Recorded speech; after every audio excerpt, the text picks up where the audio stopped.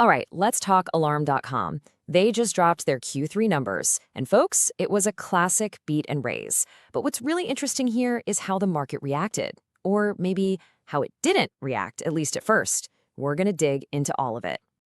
Okay, the number you really need to see is this one, 14 cents. That is a huge earnings beat. We're talking almost 23% better than Wall Street was expecting. You just can't ask for a better start to an earnings release than that. And that really set the stage for the whole story this quarter. I mean, this was a textbook beat and raise. Management was clear. Things were strong pretty much everywhere you looked, coming in well above expectations. So let's look at the actual numbers. Revenue, a solid $5.3 million, better than expected.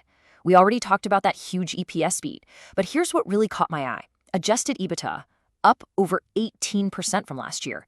That tells you the business isn't just growing, it's getting more profitable as it scales. That's exactly what you want to see.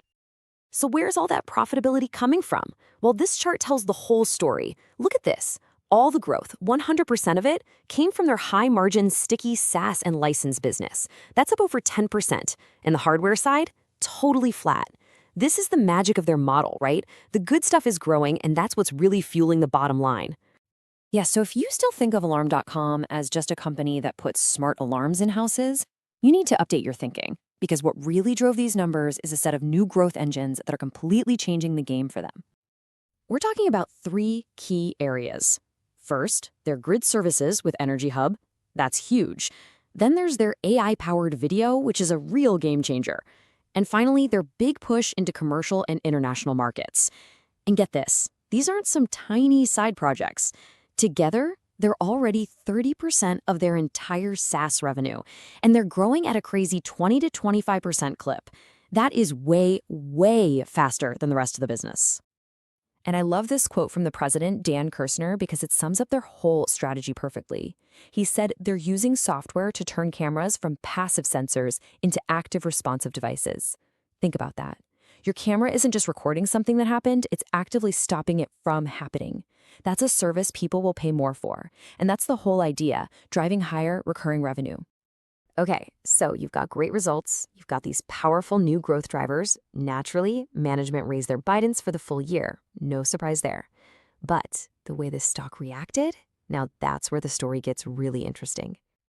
They didn't just nudge it up either. They're now guiding to cross $1 billion in revenue for the year. $1 billion! And they raised the targets for both EBITDA and EPS. You don't do that unless you are feeling really, really good about how things are going. But here's the weird part. Right after the report hit, the stock kinda did nothing. It was basically flat. Some people even said it dipped a little in after-hours trading. It was like the market just shrugged. But then, fast forward to the next day, boom, the stock rallies almost 6%. It seems like it took Wall Street a night to actually read the report and realize just how good it was. And this is why that delayed reaction is so important. You have to zoom out, because despite this fantastic quarter, Alarm.com has been a terrible stock to own this year. I mean, look at this. It's down almost 20%, while the S&P 500 is up over 12. That's a 30-point gap. You have a company that's executing really well, but a stock that's getting crushed. That is a massive disconnect. All right, so that brings us to the big question. What do we do with this information? That huge disconnect between the business and the stock price is where we're going to build our thesis. This is the next call. So this is the multi-million-dollar question, isn't it? Was this great quarter just a one-time thing, a flash on the pan? Or was this the moment, the inflection point where the market finally wakes up and says, wait a minute, this company is actually doing great, and the stock starts getting the credit it deserves? Okay, so here's our take. Our thesis is that this quarter was not a fluke. We think the momentum continues. So heading into next quarter, we're looking for another solid beat, fueled by that super strong growth from their new businesses like Energy Hub. What we're watching for in the price is a clear break of that nasty downtrend it's been in all year. As investors start to see this company not as a simple alarm business, but as a modern connected platform, that's when the repricing happens. So our rating heading into the next report is simple: outperform. And of course, please remember, this is not financial advice.